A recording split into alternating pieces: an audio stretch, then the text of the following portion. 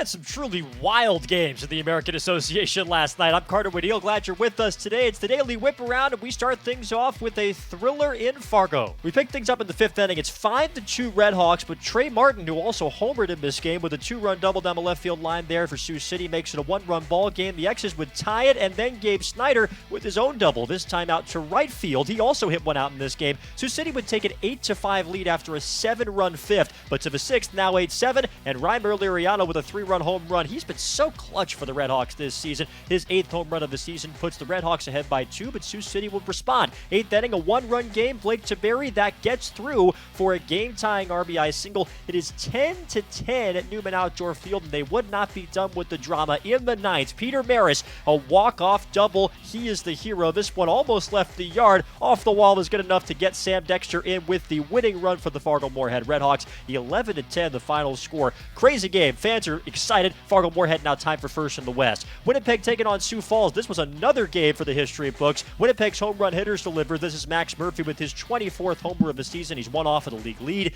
And David Washington, he's pretty good at it too. Number 22 of the year for him in the fourth inning. But Sioux Falls had the early lead in this one. This is Jabari Henry, his 24th blast of the season. The Canaries had a 10-2 lead after 4 innings in this game. That's worth putting the crown on King Henry's head. But they would play some great defense too, Sioux Falls. Diving play from Angelo Altavilla at second base here. Great play. But Winnipeg battled back. 7th inning, now a 3-run game. Justin Thompson, go-ahead grand slam. It's 11-10 Goldeyes, but it's not over. Bottom of the 8th, squeeze play. Zane Gerwitz beats out this bunt to allow the tying run to score. It's 11-11 at the birdcage, and a couple batters later, Gavin LaValle delivers his own RBI knock. Ozzie Martinez comes in with the go-ahead run, and the Canaries go on to win it 14-11. We go to Lake Country now. How about this home run robbing catch from Casey Dykstra? Right side of your screen, reaching back for it. We got to see that again in slow motion. That's an unreal play, but the Dogs would win this one. Grant Kay with a 2-run home run here, number 15 of the season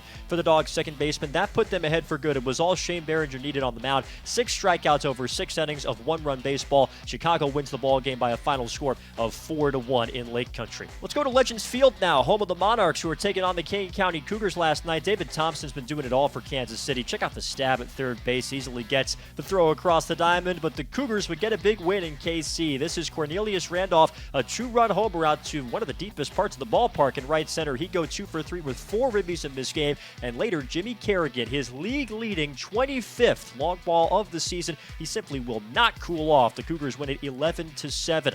Milwaukee shut out Cleburne last night. Ben Holmes got the start and tossed 6 scoreless frames, 6 hits, 2 walks, and 5 strikeouts for the Milwaukee left-hander. And he got plenty of offensive support. Keon Barnum went yard twice, including that one to dead center field, his 22nd of the year. The Milkmen win it 8-0. And Gary Southshore got the win in Lincoln last night. Sherman Graves had a heck of a night against his former team. That's a 2-run home run from him in the 4th inning, his first of the year, to make it 2-0 Gary Southshore. And in the 5th, he smacks a 2-run double to left center field to extend the Railcats' lead. And that was all in support of Adam Heidenfelder, who tossed 6 scoreless innings and struck out 6 to earn the win for Gary Southshore.